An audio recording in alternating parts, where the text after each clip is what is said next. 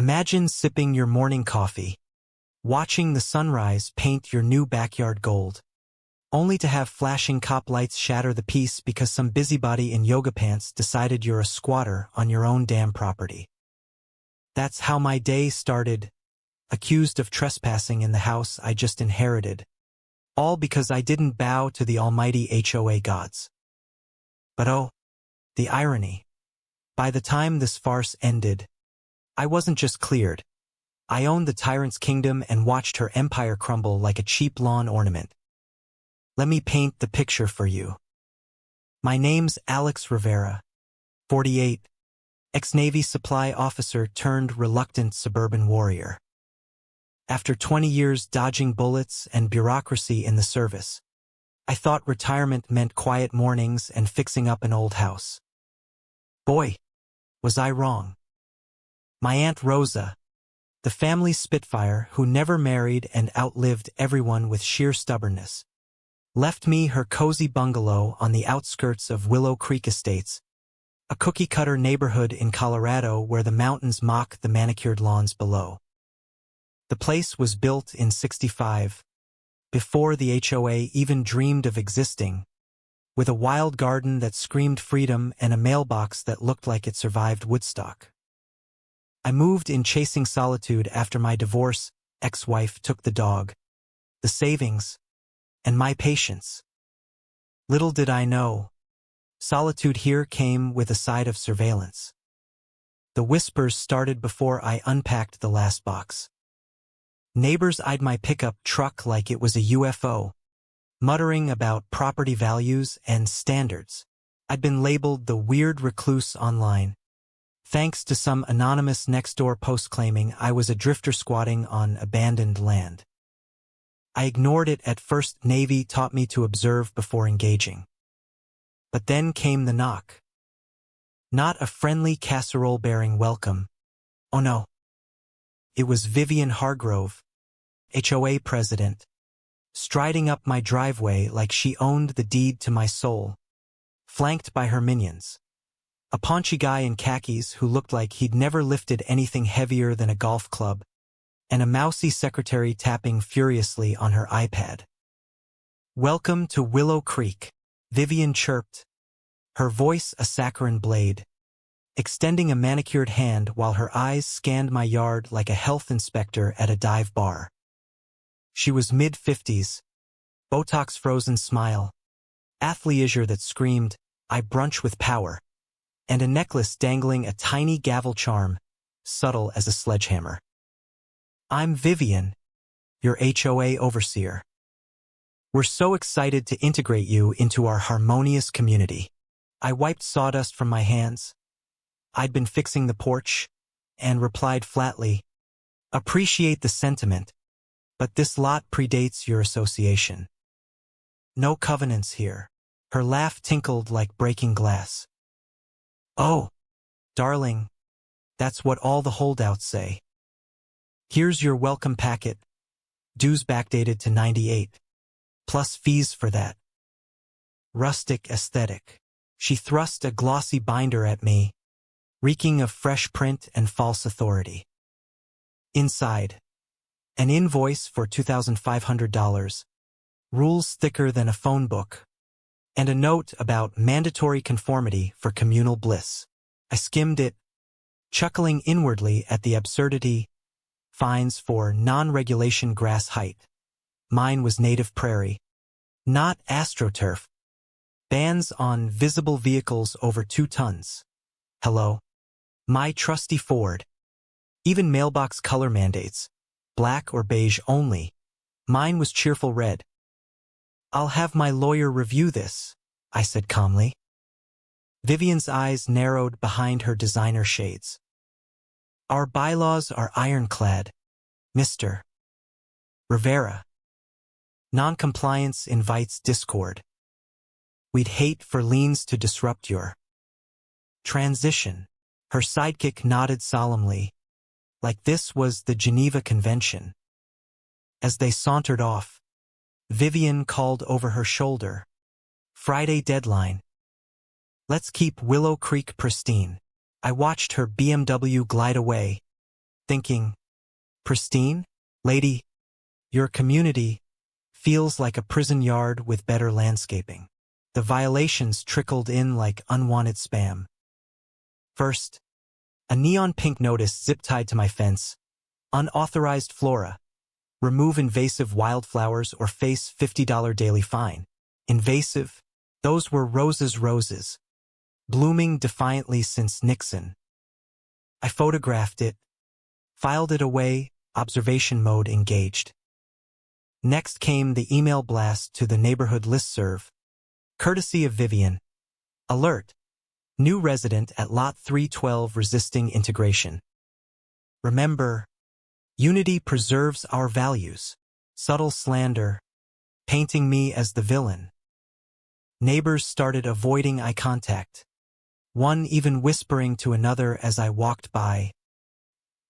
He's the one ignoring the rules. Probably why his grass looks like a hippie commune. By week 2, the stack grew. Improper vehicle storage, commercial trucks prohibited in view. My Ford wasn't commercial. It was my lifeline, dented from years of hauling gear. I called the HOA hotline, got a harried assistant named Carla. Willow Creek HOA. How may I enforce your day? She droned. This is Alex Rivera. These notices are bogus, my property's exempt. Her voice dropped to a conspiratorial hush. Look, Vivian's on a tear. She's cycled through 3 managers this year. Get a lawyer. She's got hers on retainer. Click. Dead air. That night, over a beer on my porch, I overheard the neighbors' barbecue chatter. Heard the new guys dodging dues. Typical freeloader. Boy no at its finest. I was the bad guy for not playing their game. I dove into Aunt Rose's old files. Yellow deeds from '65 proving the lot was grandfathered out of the HOA's grasp. No signatures, no clauses, just freedom stamped in county ink. I drafted a polite cease and desist. Certified mail. Green receipt glowing like a warning light. Further contact constitutes harassment, it read. Vivian's response?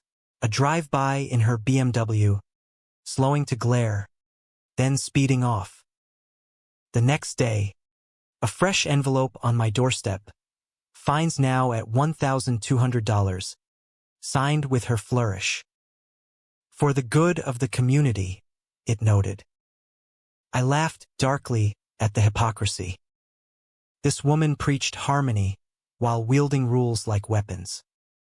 The boot was the turning point. That absurd yellow clamp on my trucks will one crisp morning. I stepped out, coffee steaming, and there it was, immobilized per Covenant 9.4b, unpaid assessments. They'd trespassed to enforce. Absurdity level peak. I called an old Navy pal, Mike, now a tow truck wizard. They booted you on your own land? That's gold. He guffawed, arriving with tools. Sparks flew as he ground it off, neighbors peeking from curtains. Trespass charge waiting to happen, he muttered. I documented every scratch, every angle. Vivian's BMW cruised by later, her face a mask of feigned surprise. That evening, a cop car idled at my curb, no sirens, just presence. Intimidation 101. I texted my buddy-turned-lawyer, Elena, they're escalating. Her reply, perfect. Build the file. This smells like fraud. We pored over public records, HOA minutes showing Vivian's failed attempts to annex my lot in '05 and '12. Denied flat out. But deeper, discrepancies in their finances. Dues funneled to consultants owned by her brother-in-law. She's not just overreaching, Elena said. She's embezzling. I started a discreet blog. Willow Creek Watch. Anonymous posts sharing plats and rules absurdities. Comments flooded. My fine for pink flamingos was $300. She made me repaint my door thrice. The silence cracked. Neighbors DM'd stories of her reign of terror. Vivian's facade began crumbling under the scrutiny. At the next HOA meeting, I crashed it. Uninvited, she stood at the podium, gavel in hand, preaching, "Our covenants ensure equity for all." I raised my hand from the back. "Including non-members you've been billing illegally?" Gasps rippled. Vivian's smile tightened like overstretched elastic. "Mr. Rivera, this forum is for compliant residents only." Security? Her khaki-clad goon approached. But a neighbor interjected. "Wait, is his lot really exempt? I paid fines too. Maybe we're all suckers." Vivian banged the gavel. "Order." Baseless accusations disrupt harmony. But the seed was planted. Whispers turned to murmurs. The harassment amped up. Anonymous notes in my mailbox. "Conform or leave. My garden mysteriously trampled one night." I installed cameras. Caught a shadowy figure gait matching her enforcer, Todd. Reported it to the cops. Officer Reyes, a no-nonsense vet, nodded. "HOA drama? Seen it. Document everything." Meanwhile, the blog went viral locally. A reporter from the Creek Gazette messaged, "Story on HOA overreach?" Vivian countered with a neighborhood email. "Beware disinformation from agitators threatening our values." Mia Mai at its finest. The queen of fake finds calling truth disinfo. Elena's audit request hit like a bombshell. Subpoenaed records revealed $450,000 missing. Siphoned to Vivian's family ventures. A spa. A golf cart rental. All under community enhancements. No bids. No receipts. "This is criminal," Elena grinned. But the masterstroke? The HOA clubhouse mortgage was in default, Vivian's mismanagement at play. I bought the note anonymously through a shell LLC. Cheap as dirt. Now, I held the keys to her castle. The whispers grew to roars. Neighbors formed a chat group, sharing invoices, realizing they'd overpaid for repairs that never happened. Potholes still pockmarked roads. The pool a green slime pit. One night, chalk graffiti appeared. "Check your plats." Kids chanted it like a rhyme. Vivian's BMW patrols increased. Her face pinched in paranoia. She cornered me at the grocery store, hissing, "You're poisoning this community with lies." I smiled serenely. "Lies? Like your mandatory dues on exempt land." She sputtered. "It's for the greater good. Without rules, we'd be chaos." Her voice cracked, the mask slipping from poised president to petulant tyrant. The lawsuit dropped like a mic. Me versus HOA for harassment, fraud, defamation. Vivian's attorney, a slick suit named Barrett, blustered in pretrial. "This is a vendetta against dedicated volunteers." Elena countered with stacks of evidence. Volunteers? Or thieves? Discovery unearthed emails. Vivian directing fines to break the holdouts, bragging about maintaining control. Her board meetings devolved into farce. One leaked audio had her yelling, "If they don't pay, boot 'em all." Harmony demands sacrifice. Neighbors howled in private chats. Sacrifice? She means our wallets. Tensions boiled at a town hall. Vivian, mic in hand, pleaded, "I've devoted years to this neighborhood's beauty." A grandma stood. "Beauty? You find me for my gnome collection." Laughter erupted. Vivian flushed beet red. "Gnomes violate aesthetic guidelines." More chuckles, the absurdity exposed. I spoke last. "This isn't about gnomes or grass. It's about abuse disguised as order." Applause thundered. Vivian stormed out, muttering about ingrates. The vandalism was her desperate low. My truck keyed with conform, under cover of night. Cameras caught Todd's lumbering form. Reyes arrested him, turns out. Vivian's nephew. Family business, he mumbled in cuffs. The community rallied. Potlucks at my place. Sharing more dirt. A teen hacked legally, via FOIA, bank logs showing Vivian's spa trips on HOA dime. Luxury facials for board retreats? One post read. The satire memes exploded. Vivian as a cartoon dictator. Clipboard as scepter. With the mortgage note in my pocket, we notified the HOA. Default imminent unless fraud ceased. Vivian's panic call came at midnight. What do you want? Money? I replied coolly. Justice. Resign. She hung up, but the die was cast. The courtroom showdown loomed. The trial day dawned bright. Courtroom packed with neighbors turned spectators. Reporters scribbling. Vivian sat ramrod straight in a power suit. Barrett whispering furiously. Elena and I entered with binders thick as bricks. The judge, a grizzled ex-Marine named Harlan, banged the gavel. Proceed. Barrett opened with flair. Your Honor, this is a smear campaign by a disgruntled outsider undermining civic duty. He flashed slides of my unkempt yard. See? Nonconformity breeds decline. Harlan raised an eyebrow. And the fraud allegations? Barrett stammered. Unsubstantiated. Elena rose. Voice like steel. Exhibit A. Deeds proving exemption.